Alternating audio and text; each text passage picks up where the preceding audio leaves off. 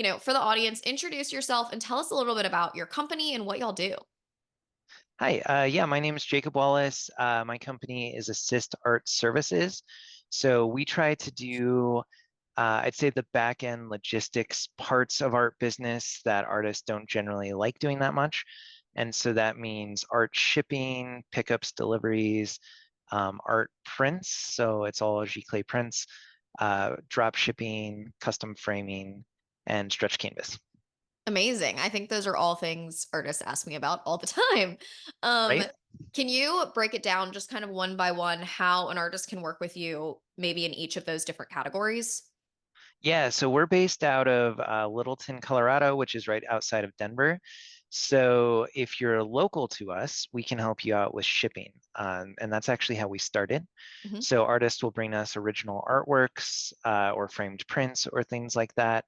We'll do really tiny ones. We'll do big ones that need to go in wood crates. They'll bring us those items. We can package them, and then we have competitive shipping rates with FedEx, UPS, Postal Service, DHL. So we'll rate ship, find the best options, and get it shipped for the artists. And all of this is a white label service, so we make everything look like it came from the artists. So the artist customers don't necessarily know that we need to exist. Yeah. I think that's great because I feel like that's something a lot of artists struggle with. They want to ship themselves, but shipping is a huge pain, but then they want that benefit of it looking like it came from them versus just, whatever you do if you drop it off at FedEx.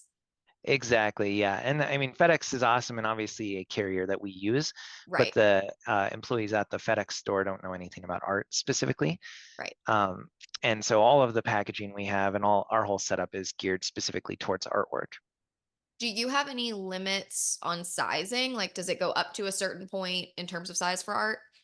No, if it fits through our door, um, then we'll ship it. So we've shipped some really, really large things that end up going in, 8 foot by 10 foot crates or whatever. And we have our own van for pickup and delivery of large artworks. So in the beginning, we had artists bringing us stuff in U-Hauls, and so obviously that's a rental and a big inconvenience for them. So we'll pick up pretty much any artwork now if it's too big for people's cars. Um, or yeah, and we work with really tiny objects as well. Our bread and butter is really like a 24-inch by 36-inch painting. That's what we Yeah. do all day. But we like big stuff. It's a lot of fun. Yeah. I mean, I think that's great Fun because for me. that's Artists don't tend to think it's very fun. no, but I mean, what a lifesaver because artists need that. Can you touch on kind of the printing side, what that looks like, how artists can work with you there? Yeah, so about a year into our business, as we were doing shipping, we were getting a lot of requests about prints as well. So we dived into the print side, which is the stuff that you see behind me if you're watching on YouTube. So, um, so all of our prints are giclée, which is just a French word that means really fancy digital print. And so it's the highest end digital printing you can get. It's the sort of thing you'd see in museums. Um, and and archival quality, meaning that the inks and the paper will last 100 plus years without fading. So it's basically the nicest art prints that you can get. Okay. So we'll do, as part of the service, if needed, photography and scanning, and then color correction. So we'll make the prints look as close as a digital print can to the original artwork. And we also have tons of artists who provide us files that they've already taken, whether, because they're not local to us, they have a photographer they work with, or we've got tons of artists who just provide us cell phone pictures. We'll work with whatever. We'll make the prints um, any size you want. We've got a ton of different papers, canvas, matte papers, photo papers. Um, each print comes individually packaged with the sleeve and the cardboard backing. We'll put the artist branding into the packaging. We'll put their information on the shipping label if we're shipping it to their customers. And we'll kind of make the whole experience so it's hands off for the artist and makes them look really professional. Yeah, I think that's great. I think prints right now are a huge pain point for artists because so many artists want to do it because it's, somewhat passive, but you need someone that can do it well, if you're not doing it yourself. And then if you're not doing it yourself, you want someone that can still put your touch on it. And I think that's something really great that y'all are doing. What is the handoff of if I were to buy a print from an artist, how do they print them all with you first, like buy 10 at a time, or is it kind of more of a print on demand style?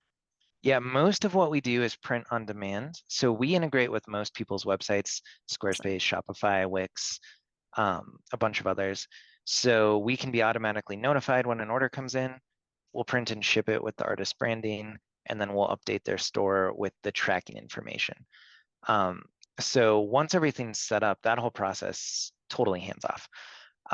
The actual setup of getting that going involves integrating with the site, which is Mhm. something I handle for them, um, and then sharing their files with us, a few conversations about what size borders they want, what paper they want, that sort of thing.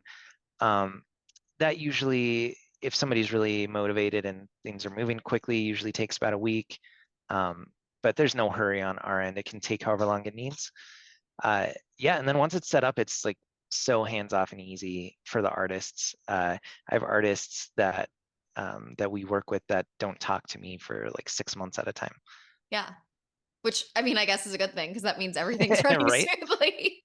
Yeah, I love hearing from the artists, but if I don't hear from them, it usually means everything's good.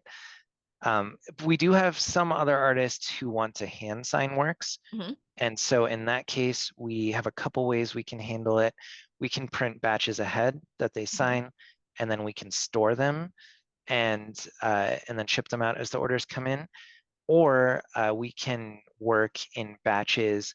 So we can say like, depending on how much somebody sells, um, you know, if you sell a lot, we can say like once a week, we're going to print everything you sold in the last week, send it to you if you're not local, or have you come in if you are local, you sign them. And then if you're not local, we'll also send the pre-addressed envelopes and everything. So you Awesome. can sign them, stick them in, and send them on their way.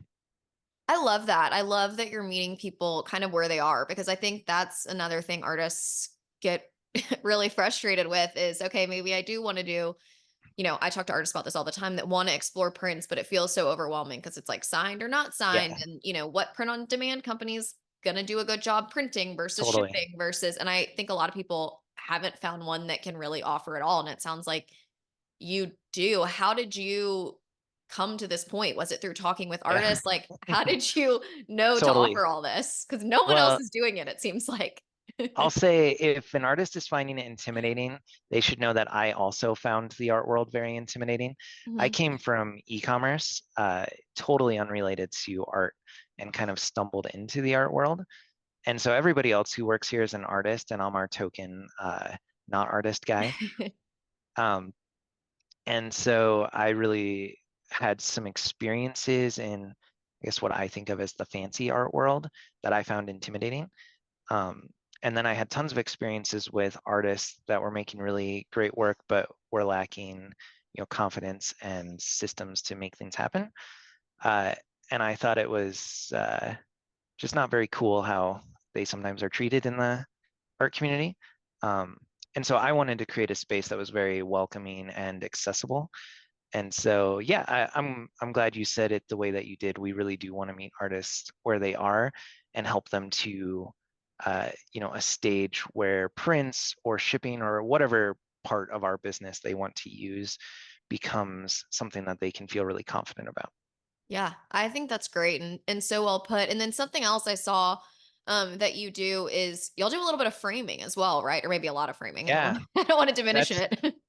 no worries. I would call it a little framing at the moment. It's our Mhm, newest service offering, mhm. and it's kind of by demand. So pretty much everything we offer is because artists requested it. And so, because I don't really like to jump into something if I'm not sure anybody even wants it. Right. But we got lots of requests for framing because print on demand is so cool because there's no upfront costs, right? So Mhm. you want to jump into offering prints on your website, but you don't want to buy a big stack of prints. Um, perfect. We don't bill you anything until you sell something. Right. And so we added frames to that because framing's expensive. Yeah. And so we sort of aimed to be, I'd say like a mid-tier frame option. So Mhm. they're all custom cut and made. They're nicer than what you get at Michael's, but they're not like what you get when you go to a really fancy frame shop and walk out with a $600 bill or whatever. Right. Um, So they're kind of that mid option. So there's room for an artist to mark them up and do well. But even so, it's expensive. And so we wanted to add it into the on-demand category so they can offer an expensive service, but it doesn't cost them anything until after they sell. And so we're definitely a frame shop light, I would say, in the sense that we have very few options. We're not like a shop you walk into and you can see 1,000 different frame profiles hanging up on the wall. We Mhm. have 3 frame options. We've got black, white, and natural wood. I think that's great though, because sometimes that's all you need. I mean, sometimes you just have Yeah, a client that needs a frame and they don't even know what they want. And sometimes I'm like, less is more. Even with, I tell artists that I'm like, sometimes just guiding your customer in the right direction and saying, here are your 3 options is a lot better than saying, here's 50 and then they get overwhelmed and they leave. So I don't think that's a yeah, bad thing. But I think that's so smart because I mean, with artists, a lot of the times it's a one-man show. It's not like they have these, I mean, some people do, but like a huge budget to invest in endless prints, endless frames up front. And so I think that's something that's really not it's not really in the market right now is on demand framing. And even if y'all are doing it on a small scale right now, I could see that being a huge offering for artists because, I think the print on demand print market is really starting to scale up and I think this is something that really adds on to that in such a beautiful way. It feels really high level versus just oh we're just cranking stuff out the door. So I really love that. yeah, totally. And we may have more options in the future, but I totally agree with you. I think people go into information paralysis with too many Mhm. options. Um, and so I always encourage people, even though we have 3 options, to offer only the options they want to. Right. So I'd say like most of the artists we work with only offer one of those options, whatever one Yeah. they like best. Well, and generally with your artwork, I mean, at least I know with the artwork I do, it's like one color looks good. Like I definitely am like black doesn't look as good for my work, maybe natural does, or yeah. So a lot of the times your art's just going to Totally. lend itself more to one color or type anyway. Totally. Yeah. And I saw on one of your recent Instagram posts, you were recommending business books. Do you Mhm. know Seth Godin? Yes. He's one of my favorites. In This Is Marketing, he talked about Uh-huh. this, I don't know if study is the right word, but it was just an example where these people were basically giving away at cost eyeglasses in this third world country for people with bad vision. And they had like 11 different frame options. And hardly anybody was taking them, even though they were like so cheap. And they ended up getting it down to, I think, just 2 frame options. And all of a sudden they were like flying out the door. And it was just because people were getting overwhelmed with the 11 options on this table. Yeah. I love that. And I love Seth Godin. I wrote that down because I'm always trying people are always asking for book recs and I haven't read his stuff. I think I read that in college, maybe that book or a little bit after, but it's a really good one. Yeah, yeah, But he's the man. All of his books are so good. yeah, and I love it because he puts it I don't know, I feel like sometimes some of this stuff is a little bit harder to read or almost too high level, and his is it's like it's an example that's as simple as that, but then you're like, "Oh, that makes so much sense," and it's not like a crazy, huge, way to explain it, it's just like, think about it. I Yeah, gave 2 options and people wanted them. yeah, totally. Yeah, and on the book note, of the 3 that I just saw that you put out, I hadn't read 2 of them, but I read Profit First. Mhm. I thought it was really good. Yeah, I feel like Profit First I mean, again, they're all business books, so it's not like Beach Read quick page turner, but I feel like of the 3 of those, Profit First is a great one to read from a finance perspective, and I do feel like I just love a business book where you can get through a chapter and then implement something. Like I love Atomic Habits, that's another one I read. I just like when it's not this really thick textbook type read. I like when it's practical, an easy read, and it comes away with like little bite-sized takeaways that you can start implementing right away versus feeling really overwhelming. So Totally. definitely recommend the other two. And I feel like with what you're doing, launch might be a good one just to like think about marketing differently. I mean, I don't know if where you fall in terms of role at the company, if marketing is something you really focus on, but it's a good book for a marketing perspective. Nice. Yeah, I actually did note down that book from your post. And then just from what you said, I noted down Atomic Habits, which I've heard of, but I just haven't gotten around to. Yeah, I've read it twice. And it's just like it's a Okay. good reset kind of. I mean, I think the second time I just kind of skimmed it, but it's a good like, okay, here's how I just need to be a little bit better with like my habits and my daily routines and stuff like that. Nice. Well, I do weirdly love reading business books. Yeah. So bring it on. That actually would be like a book I would take to the beach. Yes. Well, okay. Me too, but I have to always tell people I'm like, I'm recommending these as business books. They're not Yeah, it's not like your like like page turner for sure. exactly. Do you have any other ones that you've read recently that are have been interesting to you? Oh, Not to put you on the uh, spot. oh, sure. Do you like Ryan Holiday? You know him? Yeah, yeah. Yeah, his books are great, but Obstacle is the Way I always go Okay. back to. I haven't read Um, that one. Did he write The 4 Hour Work Week, or am I getting him confused with someone no, else? that was Tom Ferriss, and Yes. then Ryan Holiday. Those two guys like always appear at events and stuff together, so Hmm. they're kind of similar. Um, but no, different guy. Yeah, Gotcha. Obstacles the Way is really good. It's you almost read it as like a story a year kind of book. It's like Yeah, not a read straight through kind of book. that makes sense. Um, yeah, it's really good. And then in the art world, I didn't read it recently, but I always liked Steal Like an Artist. Yeah, that one's It's a great. and it's quick, it's easy. Yeah, that one I have. I don't know. I have it somewhere in here, but that one's a good one. Yeah, I feel like it's always nice to like the three I recommended. I feel like you can kind of read them all the way through, but I like having some of those other ones just to like pick and choose chapters just to refresh, and it just makes you sometimes hearing the same information in different ways. You never know what's going to click in your mind. Like even if you're learning kind Yeah. of the same topic over and over again. Yeah, and I find, at least for myself, sometimes I'm not ready to learn something yet. Yeah. And and so I'll read the exact same thing like a year later and I'm like, oh, this is so brilliant. Yep. And a year ago, apparently, previous version of Jacob wasn't ready for that piece of information. Exactly. Yeah, no, it's so interesting. Well, I'd love to learn more about, what is your role at the company? So we've talked a lot about marketing books, about business books. Like, where do you fit in? Because it sounds like you do a lot of communication with artists too. Yeah, so I started the company. Hmm. I do a little bit of everything. Particularly at the beginning, I was that one man show that you described Right. when we were just shipping stuff.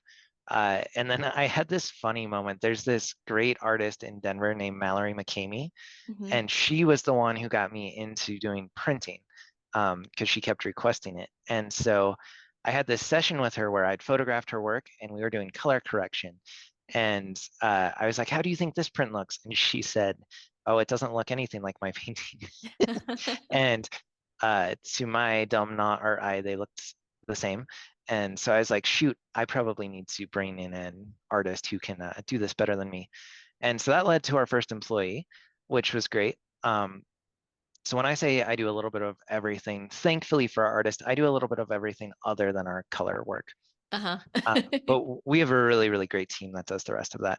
So I do communications with customers and then picking new services to add and the research and implementation of those, um, and then sort of directing our overall workflow and direction.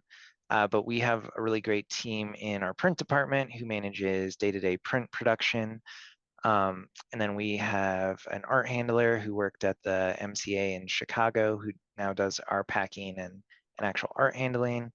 We have an admin person who handles a lot of like routine customer communication and stuff like Mhm. that. Um, so, so yeah, but still But to this everything. day, a little bit of everything, Yeah. I mean, which I think I that's really great. like.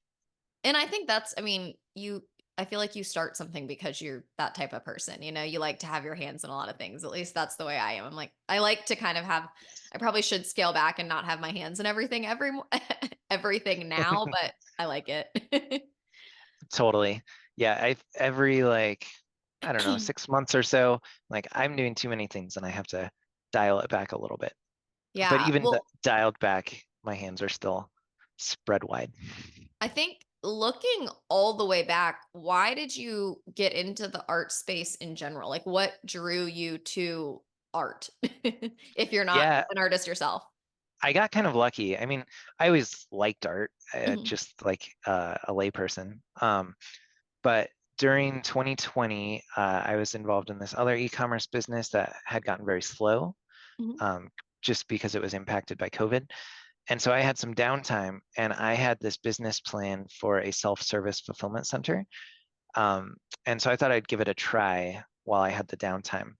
And at the time, I thought the primary customers would be like Etsy sellers and eBay thrift people, like Hmm. people who sold and shipped a lot, but were operating out of their homes and would be able to make use of a self-service fulfillment type of place. Um, those people didn't really materialize, but the people who did start showing up were artists. Yeah. And so we were shipping lots of paintings, and increasingly I was bringing in new box sizes and like packaging for artwork, and I was getting rid of the other stuff. And before I knew it, the whole place was geared towards art. So I was like, I'm just going to specialize into art now. Yeah. And so we did. I think I love that. I love origin stories like that because a lot of the times it just pieces fall into place, even if it wasn't the original plan. But I think leaning into that specific niche is so smart and it's going to allow you to market even better too, because you're speaking to such a specific audience now. Totally. And art is great, as you know. I mean, art's beautiful. Artists are some of my favorite customers I've ever gotten to deal with. Um, I pretty much love everything about them. And my wife is also really enthusiastic about art, and um, so she is a fan of the change that my life has taken. Yeah. Well, and I think it's such a, I mean, in my opinion, it's such a need we have, like all the different things you're doing. But I mean, even just starting with shipping, it's such a need artists have, and it's such a pain point. So I'm sure too, so many people that have found you and are coming in person, especially, are probably so appreciative of what you're offering, which are the best types of people to work with because you really can see the benefit that you're making in their lives. I mean, I don't know if you went in knowing how much of a, huge benefit you'd be to these people. I hoped, but I didn't know. Yeah. Particularly, I didn't know about artists. Yeah. Um, but that's been really wonderful. Yeah. How have you worked to grow your business? So, what have you been thinking about in terms of marketing, outreach? Like, how are you getting the word out about what you do? Because I think, marketing can really extrapolate to our artists as well and maybe how they think about it. Definitely. In the beginning, I tried a bit of everything, but the stuff that was successful was Instagram. Mm. Well, I shouldn't say the stuff, the thing. In the beginning, nearly every customer came from Instagram. So I focused really hard on both marketing and sales efforts through Instagram. And what I mean by sales is I used it as kind of a direct outreach tool, sort of like some people might use LinkedIn, Hmm. and that worked really well. Um, I did lots of sharing of people's contents onto my story and stuff like that, and I found that I was able to get the attention of people who had tons of followers, uh, and almost universally, no matter how big an artist was, shipping was still a pain point for them. So I found lots of receptive ears, which was nice. And then as we grew, I found that the sales cycle for our business is really, really long. So even if somebody gets enthusiastic about us and wants to use us for something, um, they probably don't have something to ship or print right that second. Right. So so often I'll start a communication with somebody or they'll start it with me, and it can be like literally 6 months or longer before the first service might happen. Uh, which is totally fine. At the beginning, I was a little discouraged, and then, as that stuff started to land, I was like, oh, it's just a very long cycle. Right. Um, and then as it grew, the secondary thing that started to help us grow was word of mouth. So I really focused on doing the best work that we could for the clients that were coming in, um, which I think obviously you want to do the best you can anyways, but it turned into a good marketing thing for us, because still to this day, our top two ways that new customers come in would be Instagram and word of mouth. Yeah. I I've feel like tried word of a, mouth. oh, Oh, go I ahead. was just going to say the one I've tried several times that has been a total flop every time has been paid advertising. I've gotten like squat from that. Yeah. Where have you tried it particularly? Like Google, Instagram, I've done everywhere? Google, Instagram, and then for a while, we actually had this little side quest we did Hmm. of trying to run an art gallery, Mm. um, which didn't really go that well. But at that time, also, I was trying Pinterest advertising. Yeah. Yeah, I feel like it's interesting. Paid advertising, it's hard, and I think it's because maybe that specifically when your target is artists, they're attuned to it maybe more than other demographics, so I haven't done a ton of paid advertising either, but you're not the first person to say it hasn't been something huge. Yeah. And I'm not going to claim to be an expert on paid advertising, so I'm sure somebody else could do better than me. But I always had trouble getting it to target the right people Mhm. because there's like just people who say they're an artist on Instagram, for example, isn't just visual artists, but it's all sorts of other things Right. that don't have anything to do with us, or it's people that are interested in art but aren't artists themselves. Mhm. So I think that was at least part of the reason on Instagram that it never went well for me. Yeah, I feel like something else you could do is, and I don't know how to go about this, but like art fairs and shows and stuff like that. If you could just have a booth or talk to people, like literally just go and talk to artists, because I think, especially at those, the art community is so tight. And I mean, word of mouth, I think, is huge, but that's a great way to just get out, even in your own city, and just say, like, it's a gathering of a ton of artists. So it's an easy way to just go booth to booth and be like, Yeah, hey, I love your art. Here's what I do. It yeah, might be helpful. I actually have had pretty good success with that. I go Yeah. to pretty much every market that I can that's Hmm. local. So I probably go to, I mean, I don't even know. I'm looking up here because we have a calendar where I've Yeah. written down all the art events happening. Um, yeah, and those are really fun too because worst case, I don't really make any good connections, but I still got to see art and have fun outdoors. Right.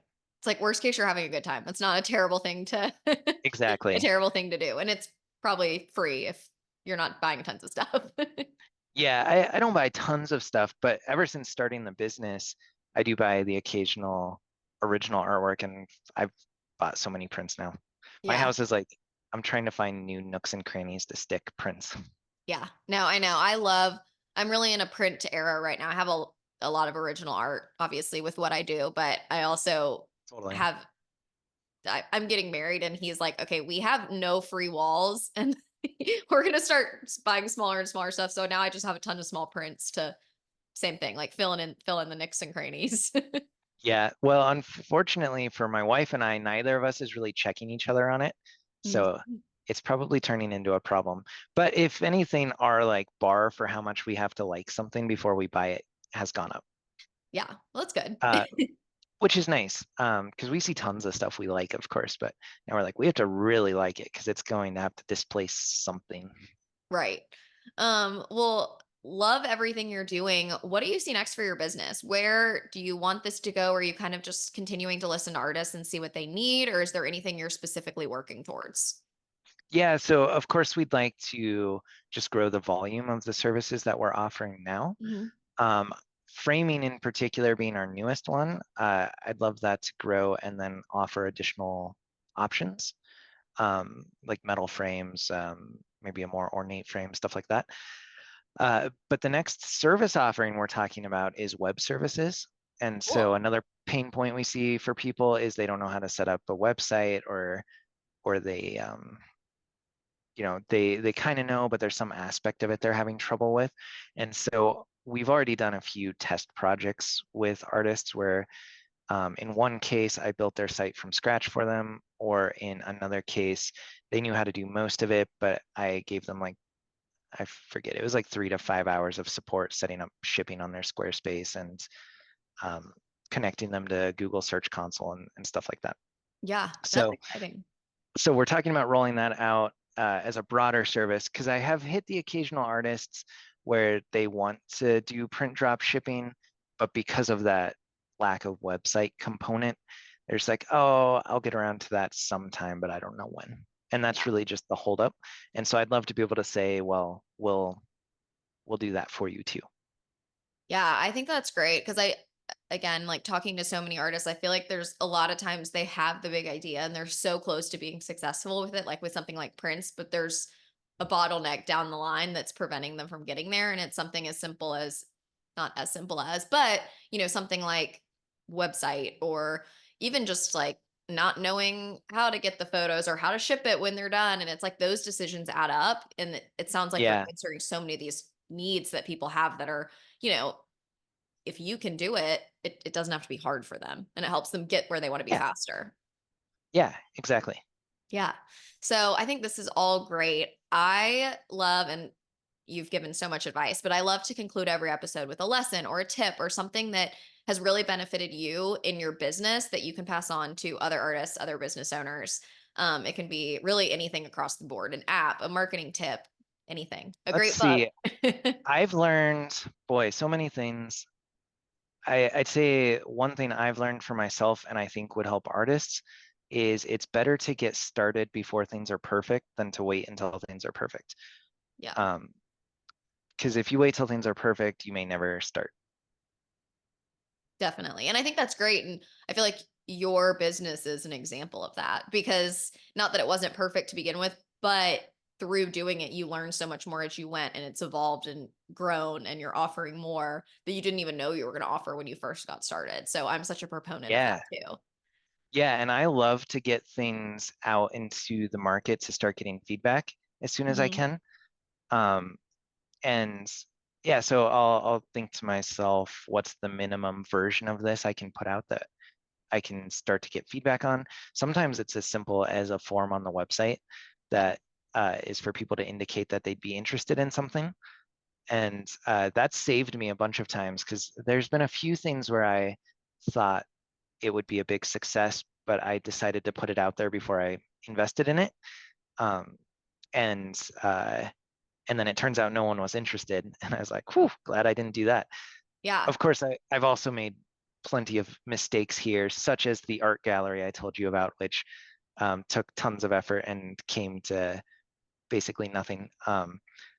But also then the other thing I learned is not to be scared of making mistakes and then to learn from them. And if something's not working, it's okay to pull the plug and move on to new things. Yeah. And I think that's maybe one of the hardest lessons is knowing when to let go, especially when you've invested a lot of time or money or both into it.